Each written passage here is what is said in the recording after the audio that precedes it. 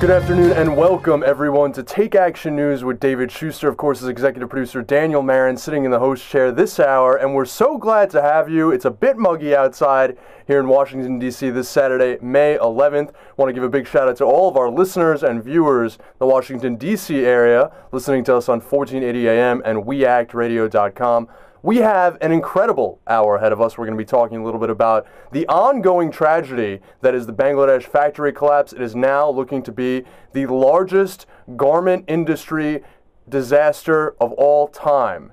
The death toll is now above 1,000, though there were some signs of hope as they rescued a young girl earlier this week. And then later in the hour, we're going to be talking about all issues Israel-Palestine. There was a lot of news this week as the prominent scientist Stephen Hawking, at the behest of Palestinian academics, decided to honor a boycott to Israel and declined to attend the Israeli President's Conference. We're also going to be talking with Maysoon Zaid about that and about other issues, including Barbara Boxer's amendment to a program that would include Israel as the 38th country to allow tourists from that country to not have to obtain a visa in the United States. But first, there's a story that I'm actually, it's too bad we haven't brought it up yet. We've been dying to talk about it, and that is the massive scandal that has ensnared the Baltimore City Center Jail in Baltimore, Maryland.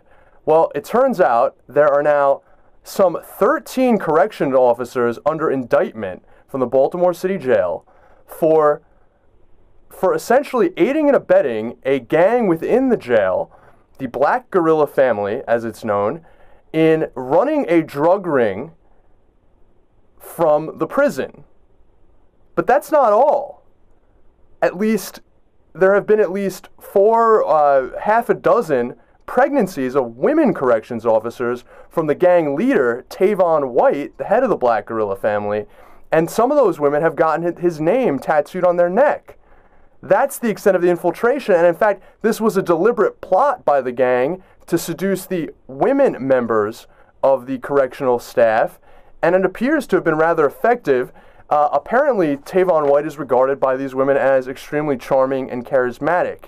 This is, again, it's the Baltimore City Jail, it's not the prison, and so it has some 2,000 prisoners in it at any time that are awaiting trial to be sent away for a longer period. Tavon White has been in there for 3 years, and in that time he has amassed apparently a tremendous fortune. He has inmates know that he calls the shots more so than the prison officials. And here's how the mother of one corrections officer, Danielle Hall, who is carrying Tavon's baby, said, "Tavon will always be a good guy in my book," said Hall's mother. "He's a hunk. He's got a mean-looking body, a body that's all that says, 'Catch me if you can.'" Okay. And, Jennifer Owens is a 31-year-old corrections officer. She drove, and who apparently drove 2 Mercedes-Benzes, financed by Tavon White's drug earnings, and has now mothered 2 of his children. She called herself dumb, but also said, quote, "I don't regret it."